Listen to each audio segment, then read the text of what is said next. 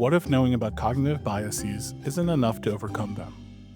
Spencer Greenberg, entrepreneur, mathematician, and host of the Clearer Thinking podcast, joins our host Annie Duke to explore how we can move from simply recognizing decision-making errors to applying evidence-based tools that actually improve our thinking. Spencer discusses his path from a Ph.D. in applied math to creating interactive tools that help people make better decisions. He and Annie explore why awareness of biases isn't enough to overcome them, and how AI can both amplify and challenge our blind spots. If an AI tells you you're right about everything and your worldview is correct and the other worldviews are dumb, you're more likely to rate it as a good result than if the AI tells you that your worldview is flawed and there's mistakes in your thinking, right? So I worry that the LLMs actually pick up on subtle cues of what you want the answer to be and then essentially manipulate you by spewing it back out, because that's essentially what they've been trained to do. So one thing that I think is really powerful is talking to the AI in a way where it knows that you really want to consider all the different sides of an issue.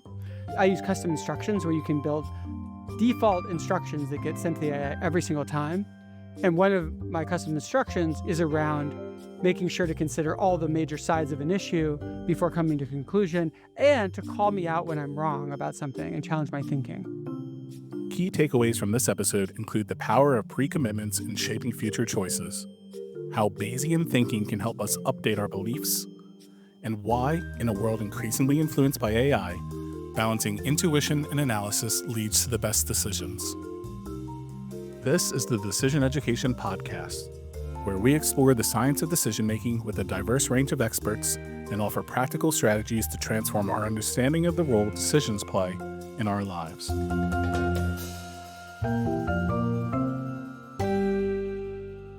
I'm so excited to welcome you to the podcast, Spencer, friend of the Alliance, amazing human. Just for those who don't know, Spencer hosts a podcast, and I have been on that podcast. How long ago? I can't remember when. It was a little while ago. Yeah. One of my favorite conversations that I've had, and I'm so excited that we're now doing the inverse, where you come on this podcast.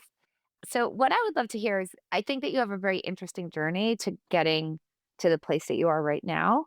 And I was hoping we would just start off by you sharing a little bit of your journey, how you got interested in decision making as a focus. Obviously, been doing a lot of work with AI as well and machine learning, and really understanding kind of like, what is that focus? What's the intersection of those different areas of interest? And how did you get here? Yeah, thanks so much for having me on. I'm really excited to be here. So I do have a bit of an unusual background. I did my PhD in applied mathematics with a specialty in AI and machine learning. But I always knew that I wanted to apply the math to a particular area. I just didn't know what area.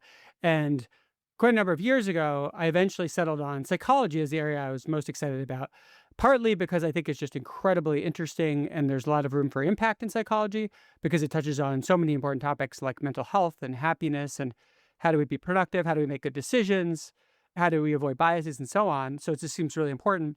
But also because I think my mathematical background actually has some interesting tools to bear on the problem that aren't usually applied in psychology. I kind of want to start there, which I think is kind of interesting. I feel like in the sort of world of behavioral economics and psychology, as it relates to decision making, there was initially this idea, oh, people are rational. And then, Kahneman and Tversky, along with a whole host of other people, Dick Thaler, John Barron, for example, Richard Zeckhauser, came along and said, not so fast. When you actually look at their behavior in the economic sense within which you're defining rationality, people do all sorts of things that appear to be irrational. And I feel like there was a very long period of time, decades long, as a matter of fact, which was proving and showing and demonstrating the ways in which humans veer from rationality. So, for example, humans take into account resources that they've sunk into something in deciding whether to continue on and spend more of the sunk cost fallacy. We're describing that, or availability bias, or confirmation bias, or so on and so forth. And what I think over that period of time was that there was a real paucity in, okay, so that's a problem. How do you fix it? And in fact, when you sort of run across people in the wild who've read something like Thinking Fast and Slow, the amazing book by Danny Kahneman. I think there's a sense among people that once you recognize that there's something called confirmation bias, that you're cured. Let's just start on, why do you feel like there was so long without a real focus on actual practical solutions to make this stuff better? And where do you kind of see the field independent of you right now in that regard? And where are you sitting in that push to try to say, okay, we know what the problem is, but how do we actually do something about it? That's a great introduction. And intuitively, it makes sense that it's important to understand a problem before you develop solutions for it. So I think the order of things is natural. And, Kahneman really pushed forward the field, him and the others that you mentioned, in understanding the way we go wrong. And now we know so many of the ways that our minds can lead us astray. And it's sort of now, I think, a new age of, okay, let's figure out what to do about it. And there are definitely some disappointing results where they try to debias people and they find it doesn't work. And so I'm most interested in, okay, what could really work? What could we do that's really effective? What actually works in practice to help people make better decisions, to be better critical thinkers, and so on. And I actually think that there's this phenomena where people learn about cognitive biases and they start seeing them in other people's thinking. And you really need a transition to seeing them in your own thinking. And that's when you get the most benefit out of it. But that's not something that happens automatically. So I would love to get your thoughts on, why is it that knowing about it isn't enough? Intuitively, people sort of feel like, look, if I understand that searching for information that confirms me, it's what I pay attention to. I'm really good at rationalizing away stuff that disagrees with me. Well, then I just won't do that anymore. I work with a lot of people in finance, and I hear from a lot of them something to this effect. Well, I know about the sunk cost fallacy. And so all I do is I imagine, what if I didn't own the stuff? Would I buy it again? And as you know, that doesn't actually work, but people are very confident that because they know about the problem, that they are cured in some way, or they've come up with some intuitive workaround and then they're cured. And I'm just curious as to, why do you think that the biases are so durable and knowing about them isn't enough? If we think about what causes you to avoid a bias, you have to be doing something in the world, like you're about to, decide to keep holding this stock, but then you have to have a thought, hey, I might actually be being biased here, right? So that's the second step. Like, you're doing the thing in the world, then you actually notice you might have the bias. Right. Third, you actually then have to override your intuition, because your intuition is probably telling you, oh, I shouldn't sell this because and you have a kind of a sunk cost fallacy, right? And in some biases, it's much more difficult to override it, right? Like, you might actually feel it so strongly, or you might not even know how to override it. And so I think knowing it is a first step, but knowing about the bias doesn't necessarily mean you're going to think about it at the right moment. And especially doesn't mean that you know how and you're going to successfully override it when you do notice it in the moment. Can you give some examples of some tools that you've actually tested that you're offering to people as, hey, this is actually going to help you? Yeah, good question. One thing I will say is I think the evidence base is not very strong right now. There's just not that much known. A lot more evidence needs to be generated. But on our website, clearthinking.org, we have over 80 free tools that people can use. And it's not realistic to run a randomized control trial in every case, obviously. Of course, of course. So we take a staged approach. The first approach is we look at what is known when there is evidence, and we kind of look at the research out there. We'll spend a lot of time thinking about the problem. We then develop these interactive modules, and we try to approach it from the point of view of getting you to apply the knowledge, because I think that's actually a really key piece. Learning about what the name of a bias is way less useful than learning about the name of a bias and then having to do a bunch of examples where you actually have to apply that knowledge. So that's a key aspect of our interactive modules. We then run 2 little mini studies on every module. The first is we recruit people from the general population, and we have them go through the module, and we have them critique it in a bunch of ways, and give us feedback, both qualitative and quantitative. And we have like benchmarks we use, asking questions like, do you think you're going to use what you learned? Do you think this was valuable to you, et cetera? And then we do a second little mini study where we test it on our core audience, on our beta testers. While those are very far from a randomized control trial, they're a rapid iterative feedback loop that allows us to catch issues like, oh, they didn't understand the concept, or they don't think they're going to be able to apply this properly, or they had trouble with this exercise we taught them. For some modules, we want to go further and run randomized control trials. The problem is it takes a really long time. It's really expensive. So we're looking for grants to do that, but we have gotten some grants in the past successfully. For example, this is a little bit less in the decision-making realm, but we designed a giant study on habit formation. We wanted to know what really works to get people to stick to healthy habits. Can I just And say that's, yeah. for Mm. me, firmly in the decision-making space? Oh, great. Habits are processes that are running automatically that actually can be sort of taken out of the reflexive world, brought into a deliberative world, be examined, and then there are tools that you can use in order to actually effectively change habits so that you can shove them back into what Kahneman would call system one. And I think that's actually a very good example of good decision making in practice. Yeah, it's so interesting because if you get something to be a habit, it's sort of like you pre-made the decision and you don't have to make it anymore. So if you've made the right habits, then you've made a lot of good decisions for years to come, right? Yeah, so the approach we took is we didn't know what was going to work to actually get people to stick to habits. We looked at the academic literature, we brainstormed, we crowdsourced, we considered a lot of ideas, and we ended up developing about 20 different micro habit interventions. And then we put them to the test. We ran a giant study where the way it worked is you would be randomized to 5 out of these 20 different techniques. You'd have to pick a new habit you want to form, and then you'd go through whatever interventions you were assigned to, and then we'd track you to see how well you stuck to your habits. And it was really fascinating because most of the techniques totally failed. They did nothing. And even some that had really good literature support in the academic literature was kind of depressing. But we did find some standout techniques that seemed to help. One of those is a really interesting one we call habit reflection, where it's a kind of a 3-part process. The first thing you do is you think about a habit that you've succeeded at in the past. Then you reflect on how you actually succeeded at that habit. What did you do that helped you succeed? And then finally, you think about how you can apply what you learned from that previous habit to the current habit. And we found that people who did habit reflection increased their chance of sticking with their habit over the 8 weeks. And then we actually took the techniques that worked the best and we bundled them together into a tool called Daily Ritual. It's a habit formation tool. You can use it on our website. It's totally free and it helps you form a new habit. It helps you apply these evidence-based techniques. Well, so it sounds like that technique in particular is ensuring that there's a tight feedback loop. Yeah. Tell me if this sort of tracks for you. We sort of have the idea that we're going to just sort of pay attention to stuff in the world, right? And I think this is like the foundation of, for example, a lot of Barry Stah's work, which is like, we just assume that when you get signals from the world that things aren't going well, you're going to pay attention to them. Likewise, I guess if you have signals that like the habit is working or not working, that naturally we're going to pay attention to them.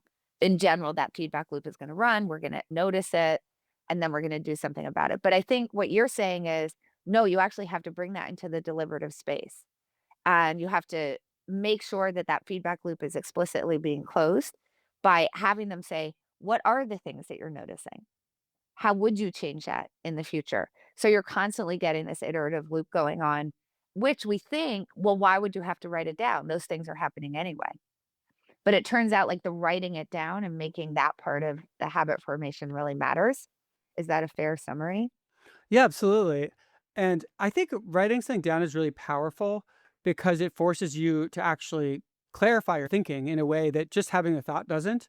If I have to actually write down, well, how do I apply what I learned from the last habit to this habit? It's very different than merely loading into your memory the fact that you succeed the habit or even what you did, Hmm. because now you're like having to make your thoughts precise and set an intention to do things differently.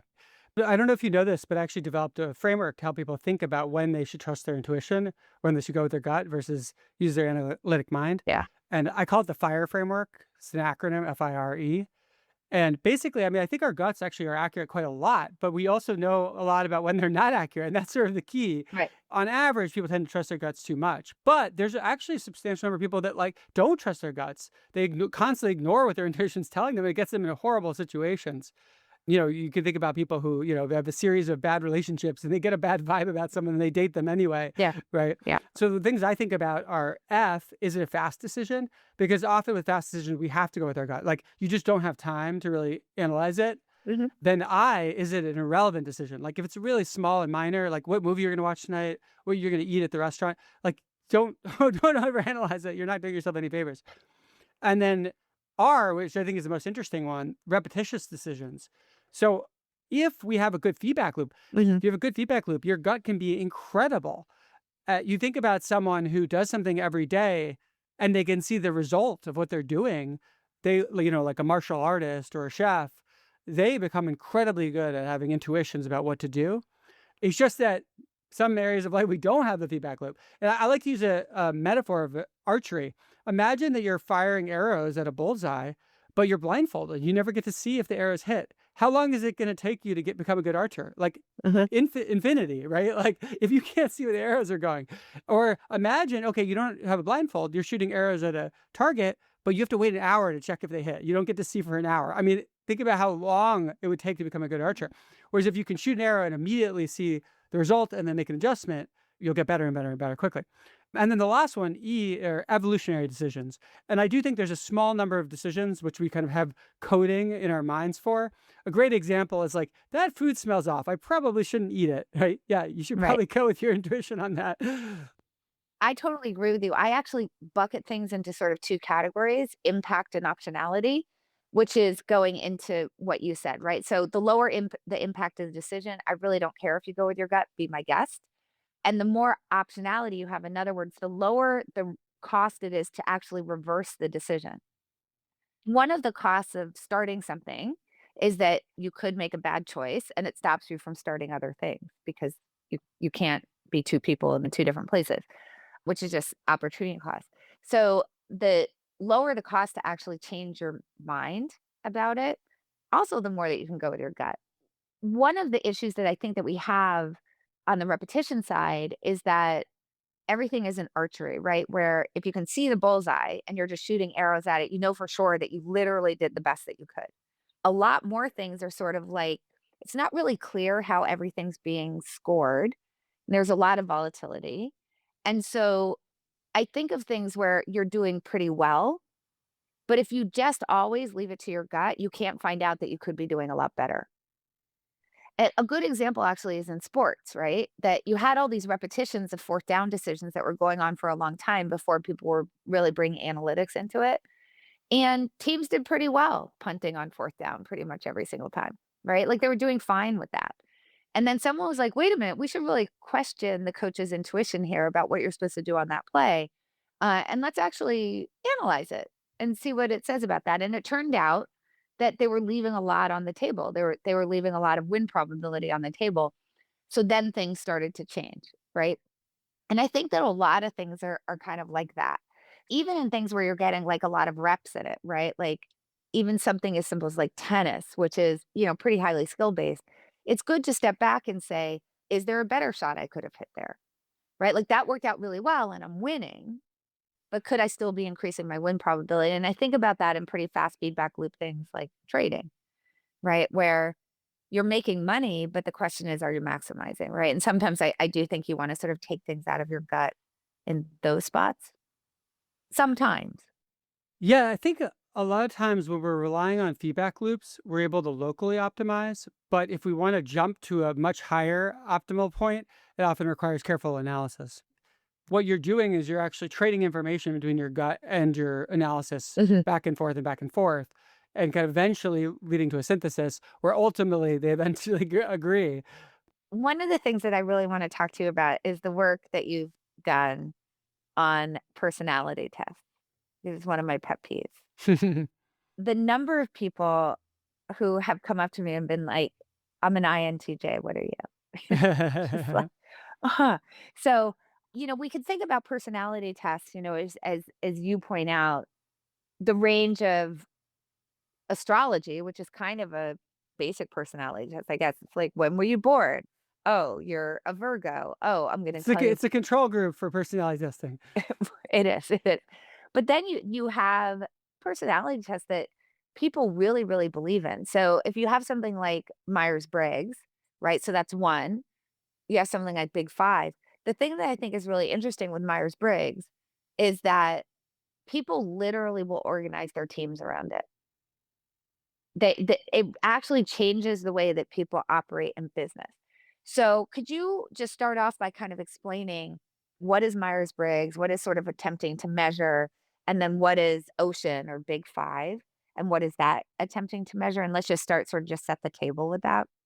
Yeah, so I would say that the three most popular personality tests in the world are the Myers-Briggs personality test, known as MBTI, the Big Five, and then Enneagram. We can put Enneagram on the side today. Yeah. But the basic idea of Myers-Briggs is that it divides you into four dichotomies. So you're either an N or you're an S, which is intuitive versus sensing.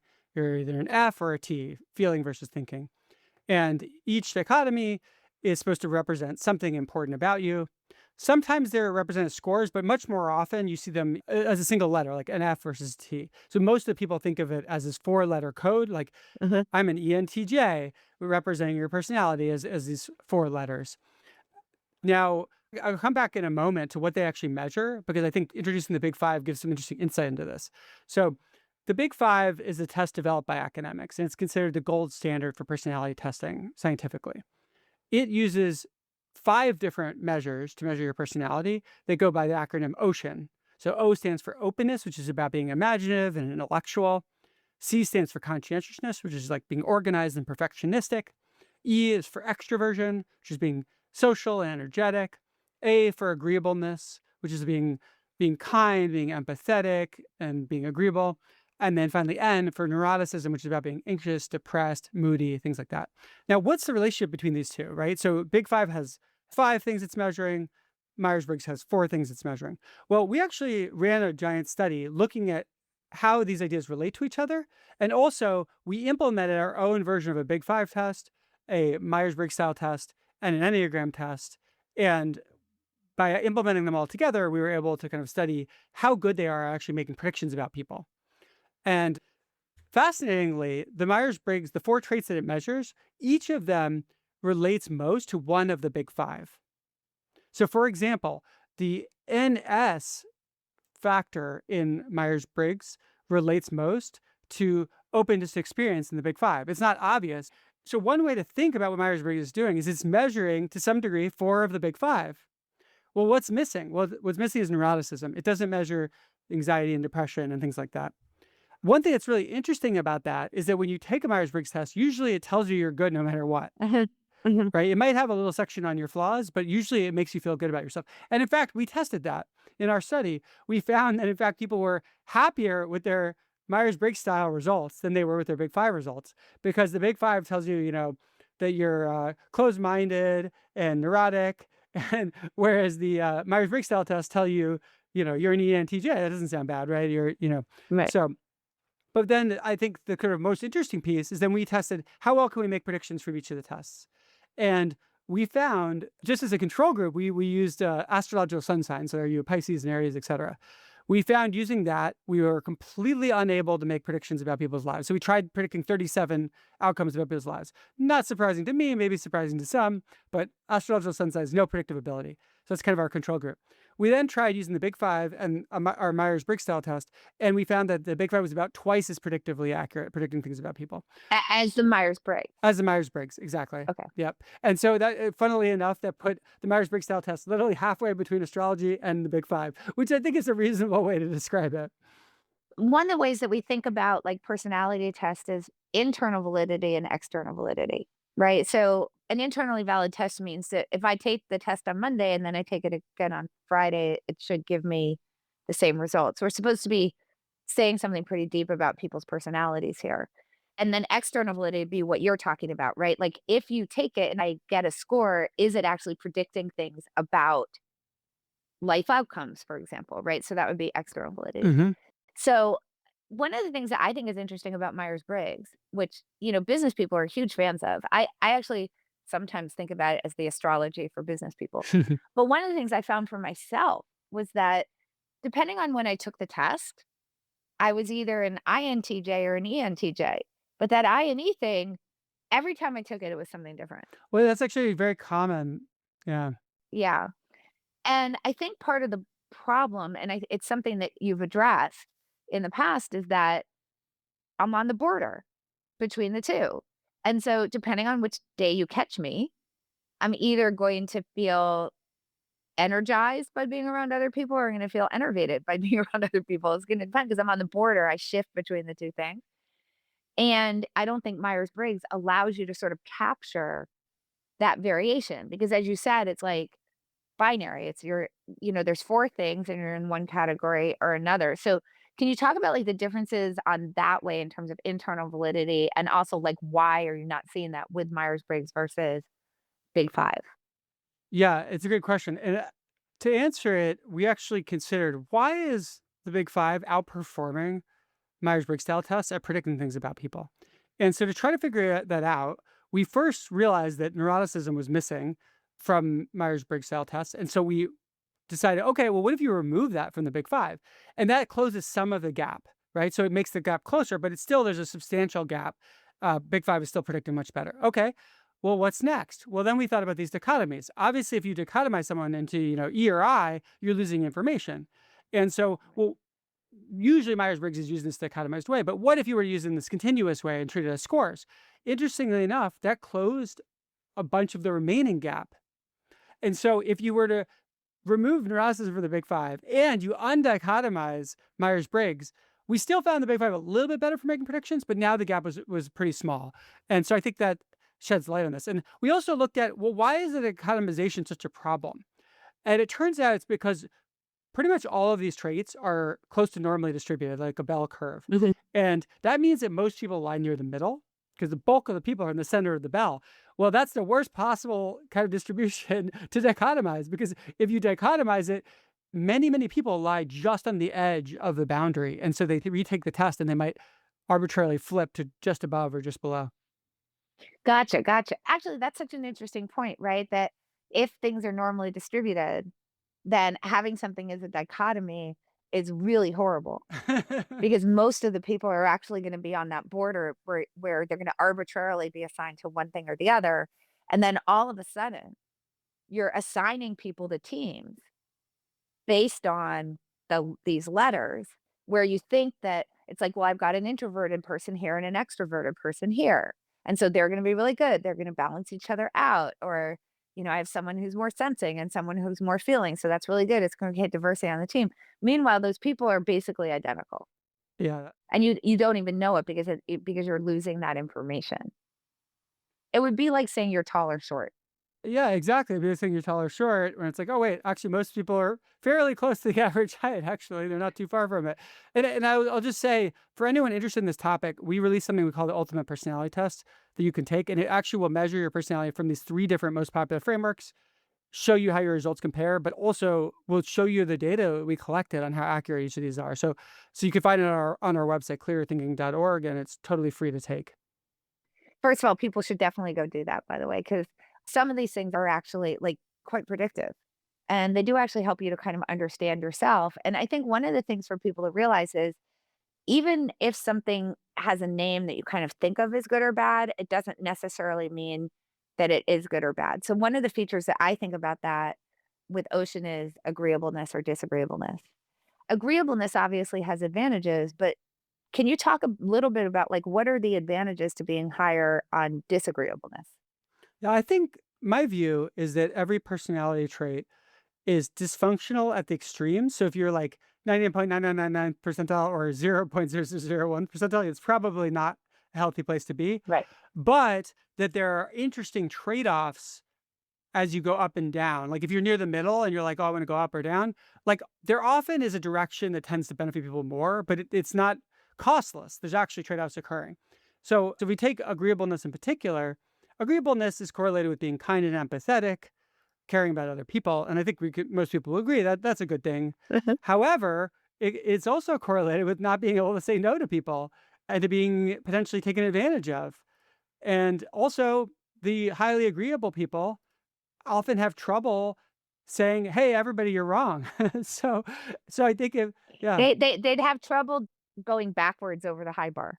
yeah, yes. So I think that we actually need some disagreeable people in society to say, "Hey, everybody, you're totally wrong. You're doing everything wrong." To stand up against people without worrying too much about how they're feeling, even though there's a lot of benefits to being agreeable. I think that we tend to put these value judgments on, I wanna be one thing or the other, and I think it's really good to understand, like, no, but there's value to being maybe in a different place on the scale, maybe scoring a little bit toward the disagreeable side in certain situations is actually quite valuable. And I guess that's where, you start to get into that term of like agreeable disagreement, right? Like, how can you disagree with someone while also still being kind and empathetic and sort of stand in there? So don't you make it not a fight, for example, right? And I think that there's a lot that you can explore in there once you say it's not a dichotomy. These are all on a scale, and we shouldn't be judging things as good or bad. So I'm imagining, and you can correct me if I'm wrong, that one of the reasons why people sort of felt better when they took the INTJ is that the words in there, like the way that you're scoring it, like introverted or not, or sensing or feeling, or those words don't have the same kind of valence as ocean does. Like, what are you telling me? I'm not at all open-minded, then I feel very bad about myself. Yeah, Or I'm highly neurotic. I feel very bad about myself. exactly. I do think it's partly the words that are used because what does it mean to be intuitive versus sensing? In fact, it's not even what you might think. Like you might think intuitive means an intuitive person. It's not really even what it's about. Right. So they kind of just invented new words or perceiving versus judging. What on earth does that mean? It's actually linked to conscientiousness, but you wouldn't necessarily think that. So I think that actually helps weaken the blow to our egos, which is actually a nice feature. I think a lot of scientific minded people want to say, "Oh, Myers Briggs is totally useless." I don't feel that way. I think anything that helps you is valuable. I don't think it's the most accurate test for predicting things about people, but I do think it has some nice features, which is that everyone's willing to share their results, and that's actually pretty nice. Like, who's going to post about I'm a neurotic, disagreeable, closed-minded person, right? Right, right, And it's right. like, no, there's some value in having information you're willing to share, right? So there's something to that. I also think that it's also about the way these profiles are written. You know what I mean? If you're getting your big five results, often they're just very like, here are your scores. You know what I mean? Right. Whereas Myers-Briggs style tests very often have like a lot of just like exposition about you and here are the celebrities that you're most like. And so they kind of find ways to make you feel good, which is not necessarily a bad thing, because there is value, I think, in every personality trait. I mean, even take something like neuroticism, which maybe is the most negative sounding of all the traits. And I do think that most people who are neurotic would be happier if they became less neurotic. However, like worry has a role in society. Like we need some worriers, Even traits like depression kind of make sense in certain contexts, right? So I don't think the answer is we want to max out in one direction or something like that. We as humans tend to be story driven rather than data driven. And the reality is if you tell yourself stories about yourself, like I'm this sort of person, I'm like that other person, it's not sort of as natural for most people to think in terms of scores. Like I'm 70th percentile. I like to think that way, but I'm a mathematician. So yeah. And I think there's also an evolutionary pressure, right? Well, why are we talking about Myers-Briggs style tests? It's because it won this evolutionary pressure of all the tests that existed and became sort of probably the most famous in the world. And it's probably because it resonated with people. And partly that may be because it's useful to people, but I think a big chunk of that is because it just resonates psychologically and with our egos as well. Yeah, yeah. When people come to your site because you've developed something that's unique, are people willing to share their results? Do they feel like they're sort of getting the best of both worlds from what you're offering? Well, the way we approach that, because we do want people interested in sharing the results, is that we ran our own clustering algorithm across all of our data to discover clusters in the data. Now, if you look at popular systems, they love giving people a type, right? And we know that people want a type, but we didn't want to just make it up. We wanted to be data driven. So we literally just took our enormous data set, ran a clustering algorithm, we forced it to have 16 clusters because that's a manageable number. And then we looked empirically, okay, what are the 16 clusters that emerge in the data? And for each of them, we like studied them and tried to say, well, what traits do they have? What's a reasonable name to give to it? So that's actually what we give you. So we give you a nice infographic that you can share. But the big bold thing is it tells you which of these 16 clusters you fell into. And then it has below that your scores on Myers-Briggs style, Enneagram, and Big Five. But sort of what it highlights is this sort of archetype that is designed to make you feel good. And given that you did the work on Myers-Briggs, astrological signs, and Big Five, where does the ultimate personality test fall in terms of predictiveness in comparison to a straight academic ocean, straight MBTI? Well, we measure ocean as well, the Big Five. So we measure all of them. Yeah, yeah. So because we give you scores in every single one of them, The idea is to give you kind of the best of all worlds, if you will. Mhm. And then our clustering system is less meant to give you the most accurate predictions as it is to give you a data-driven archetype that actually fits you. Gotcha, gotcha. I'm really interested to hear your thoughts on what are large language models? I'm assuming, not AGI, but what are large language models? What do you see their role in decision making? Like, if you thought about those questions, like, should we just have it make decisions for us? Is it going to be less biased than we are? Like, where do you see it fitting in the decision making ecosystem? Yeah, I think LLMs and other AIs have a lot of potential to help us make better decisions, but we have to be very careful. Think about the way they're trained, right? So they're generating outputs and then they collect training data where they have people rate, well, which of these outputs was better? Well, think about that for a second. That process of rating which one was better, if an AI tells you you're right about everything and your worldview is correct and the other worldviews are dumb, you're more likely to rate it as a good result than if the AI tells you that your worldview is flawed and there's mistakes in your thinking, right? So I worry that the LLMs actually pick up on subtle cues of what you want the answer to be and then essentially manipulate you by spewing it back out because that's essentially what they've been trained to do. So one thing that I think is really powerful is talking to the AI in a way where it knows that you really want to consider all the different sides of an issue. I use custom instructions where you can build default instructions that get sent to the AI every single time. And one of my custom instructions is around making sure to consider all the major sides of an issue before coming to a conclusion and to call me out when I'm wrong about something and challenge my thinking. Well, that's really interesting because that feels kind of like a pre-commitment. If you ask most people, do you think it would be really good for you to consider all sides of the issue? I don't think anybody would say no. Do you want someone to just tell you what you want to hear? No, not really. I mean, I think that we end up answering no to all of these things, right? We sort of recognize like, no, that would be bad. I wouldn't like that. Except that in practice, when you're actually in the moment, we do actually just want to hear what we want to hear. And we don't really want to consider all sides. So, the question that I always really kind of try to dig into is we have these intentions, these sort of stated goals and values, right? That we have for ourselves in terms of like our long-term well-being.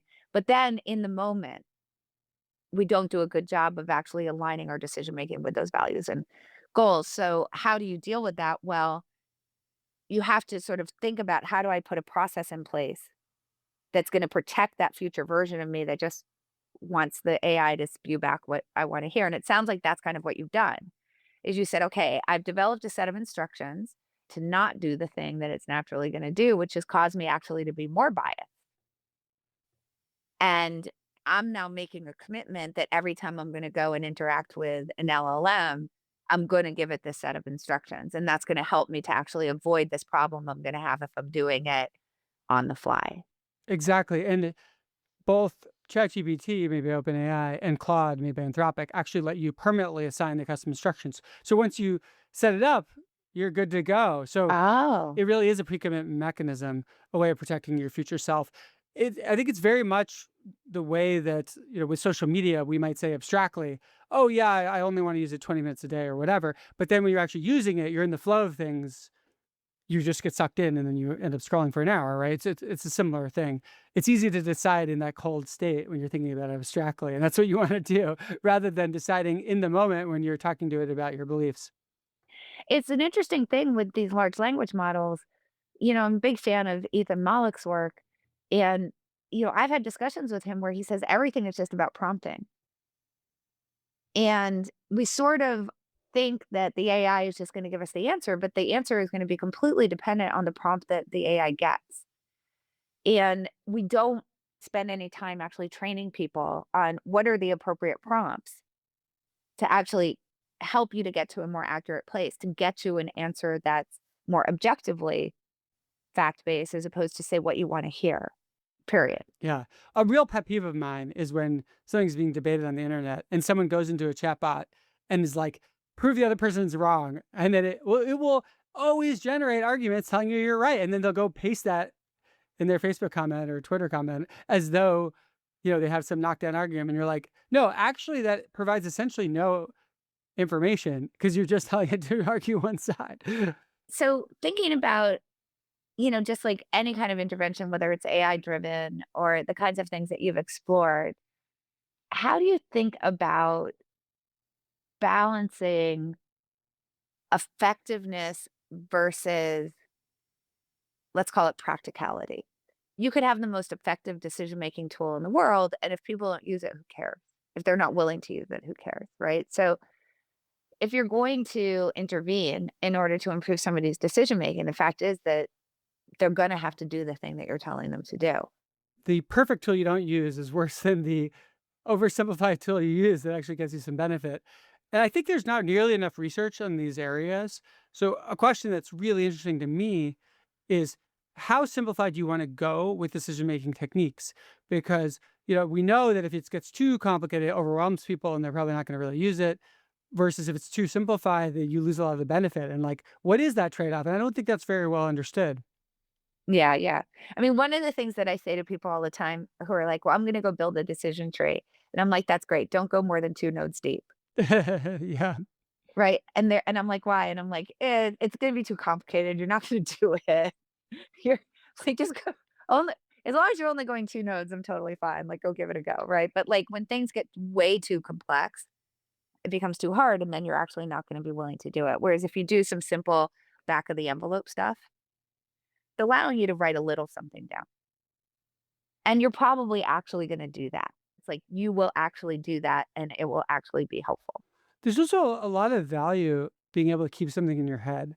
I've seen people make really complex decision-making models, like for, which project to invest in and things like that, Mhm. where there's like, 25 variables and they're all modeled out with different probability distributions and the whole thing like spits out some number at the end.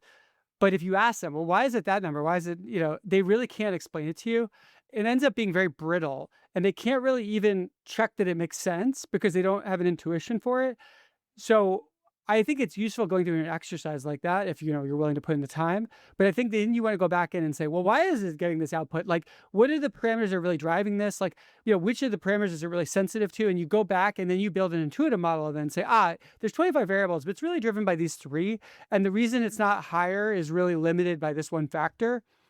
And then you actually can reason about the model and also, very importantly, catch mistakes. Because if you don't really understand the full complex thing, it's very easy to screw something up.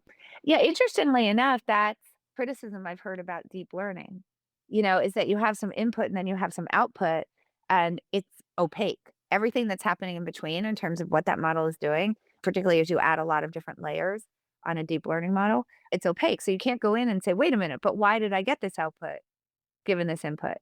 And you just kind of have to trust it. So I love that way of thinking about it. It's like trust but verify, right? Like if you can't go in and like really understand why that is, first of all, like how do you know? And second of all, maybe you're not getting to the heart of the matter where you can take something that a human being can actually do and understand and check and then start to implement themselves because it starts to become part of their more intuitive process. And then you can allow that to go on its own as well. So I like the way that you put that.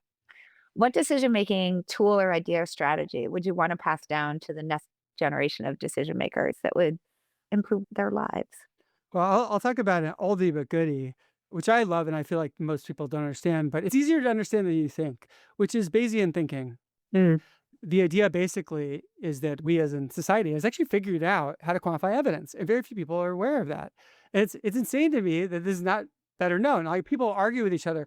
Well, that's not evidence. This is evidence. You're like, this is a settled science. Like we don't need to be debating this. And I think most people don't engage in Bayesian thinking when they hear about it because it just seems like all these mathematical formulas. Mhm. But there's a version of it that you can teach without any math that I love.